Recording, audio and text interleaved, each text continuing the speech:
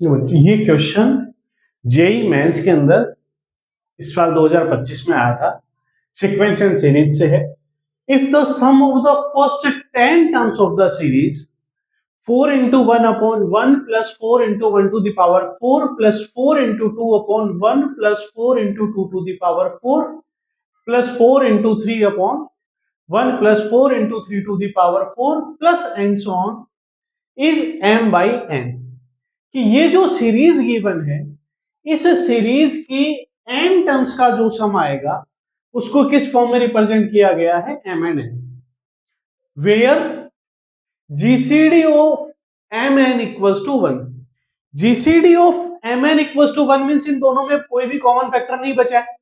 If solve करके हम यदि कोई सॉल्यूशन में कॉमन फैक्टर आता है तो पहले उसको कट करेंगे, देन उसको क्या ज्यूम करेंगे, m and n। तो इस केस में जो m और n आएगा उनका सम कितना होगा ये फाइंड आउट करना है।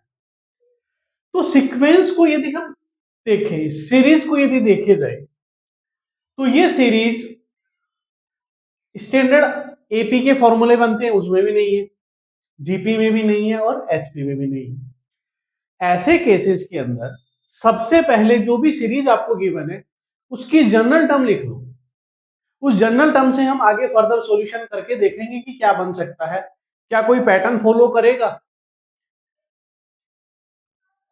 तो देखो इसकी जनरल टर्म यदि मुझे लिखनी है तो टी आर, जनरल टर्म क्या होगा, सबकी फर्स्ट टर्म 4 है तो जनरल टर्म की फर्स्ट टर्म भी कितनी होगी भाई, यहाँ पे सब में 4 into 1 4 into 2 4 into 3, तो जनरल टर्म भी 4 into समथिंग 4 into, अब क्या होगा, फर्स्ट टर्म के लिए 1 है, सेकंड टर्म के लिए 2 है, थर्ड टर्म के लिए 3 है, तो आर टर्म के लिए क्या आ जाएगा, आर।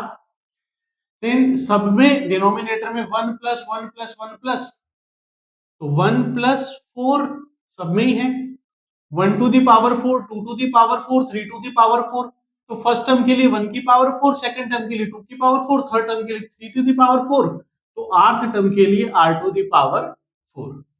तो ये इसकी जनरल टर्म हो गई T R equals to 4 into R upon 1 plus 4 r to the power 4। अब देखो इसमें जो डिनोमिनेटर है इसको थोड़ा फर्दर सोल्व करें तो क्या कर सकते हैं, 1 plus 4 R to the power 4, इसमें 4 आर स्क्वायर ऐड कर दें और 4 आर स्क्वायर सब्ट्रैक्ट कर दें। ऐसा क्यों किया, ऐसा करने से क्या हो जाएगा, ये A square plus B square plus 2ab type की एक टर्म बनेगी जिसमें हम a प्लस बी का होल स्क्वायर बना लेंगे और माइनस 4 आर स्क्वायर। तो इसको सोल्व करके ये जो टर्म बन रही है A square plus B square plus 2ab, तो इस चीज को लिख सकते हैं 1 प्लस बी स्क्वायर करेंगे तो 2r इसका होल स्क्वायर आएगा, तो 2r स्क्वायर का होल स्क्वायर माइनस, इसको भी ऐसा लिख लो 4 2 का स्क्वायर होता है। अब क्या होगा देखो इसको लिखने से, या इसको भी क्यों चेंज किया, अब देखो ऐसा बन गया ये, इस पूरी टर्म को ए मान लें तो ए स्क्वायर माइनस बी स्क्वायर, ए स्क्वायर माइनस बी स्क्वायर की यहां आइडेंटिटी लगा दें तो क्या बनेगा, ए कंप्लीट है ये, ए माइनस बी स्क्वायर तो ए माइनस बी इंटू ए प्लस बी, ए पूरा ये कंप्लीट है तो ए प्लस बी, तो इसको इस टर्म को हमने लिख लिया ए माइनस बी और ए प्लस बी। फर्दर इसको हम ऐसे भी लिख सकते हैं, सेपरेट कर दें माइनस डिनोमिनेटर को, तो ये ऐसा भी बन जाएगा। देखो ऐसा लिखने से क्या बेनिफिट मिला, या क्यों लिख सकते हैं, एलसीएम लेंगे तो ये दोनों चीजें आएंगी, एलसीएम लेंगे तो ये दोनों चीजें आ जाएंगी, इन दोनों का प्रोडक्ट होगा। अब ये नंबर तो किससे मल्टीपल हो जाएगा, 1 से, तो एज इट इज होगा। ये मल्टीपल होगा तो -1 से होगा, तो माइनस का 1 आएगा, यहाँ प्लस का 1 है कैंसिल हो जाएगा, माइनस का 2r स्क्वायर है, ये प्लस का 2r स्क्वायर है कैंसिल हो जाएगा, माइनस के कारण ये प्लस का बनेगा और ये प्लस का है 2 + 2 4r, तो इस टर्म को हम ऐसे लिख सकते हैं। फर्दर इसमें और क्या लिख चेंज करते हैं इसमें, जो नीचे 2r² है इसको ऐसे लिख दें, r² plus r² plus 1 minus 2r, r² plus r² plus, क्यों लिखा माइनस 2ab।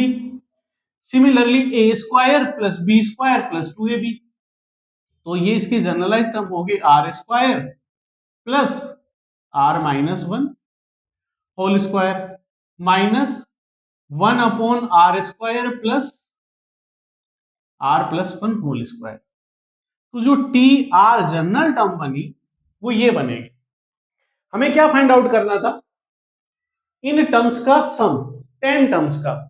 तो हमें फाइंड आउट करना है summation r equals to 1 to 10 of T R. जो टर्म हमने बनाई है इस टर्म की r की वैल्यू 1 से लेके 10 तक का सम करना है।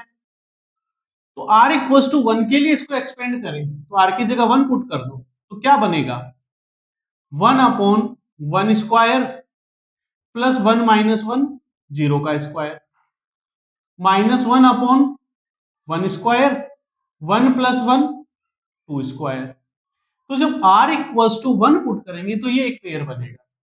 अब r इक्वल्स टू 2 पुट कर दे तो प्लस 2 पुट करेंगे तो क्या बनेगा 1 अपॉन 2, r की जगह 2 का square plus 2 minus 1 1 square minus 1 upon 2 square plus 2 plus 1 3 square plus and so on, इसमें लिखते जाएंगे। तो लास्ट टर्म क्या बन जाएगी, r की जगह कितना पुट करना है 10, तो 1 upon 10 square plus 10 minus 1 9 square minus 1 upon 10 square plus 10 plus 1 11 square. तो इस टाइप से इसको हम एक्सपेंड करके लिखेंगे। अब देखो भाई सिमिलरिटी की हम देखें तो यहां पे प्लस का 1 स्क्वायर प्लस 2 स्क्वायर, ऐसे इसकी अगली टर्म आएंगी तो ये सारी टर्म कैंसिल होती जाएंगी, केवल क्या बचेगा 1 upon 1 square plus 0 square plus minus 1 upon 10 square plus 11 square 1 plus 1 upon, तो ये 1 अपॉन 1 1 माइनस 100 11 का 221 सॉरी 121, दोनों को ऐड करोगे तो 221। अब एलसीएम ले लें 221, तो 221 माइनस 1 220, तो ये तो इसकी 10 टर्म्स का सॉल्यूशन आ गया। कंडीशन और एक साथ में थी जीसीडी ऑफ एमएन बनाना चाहिए, तो यहां इनकी जीसीडी निकालेंगे यानी इनका ग्रेटेस्ट कॉमन फैक्टर निकालेंगे तो भी वो बना रहा है, तो किसी को कैंसिल हो नहीं रहा। इट मींस ये जो वैल्यू हो गई वो किसकी हो गई m अपॉन n की। तो बाई कंपैरिजन हम कह सकते हैं m की वैल्यू कितनी हो जाएगी 220 और n की वैल्यू कितनी हो जाएगी 221। फाइंड आउट करना था m प्लस n, तो 220 प्लस 221 441 इसका फाइनल आंसर हो जाएगा।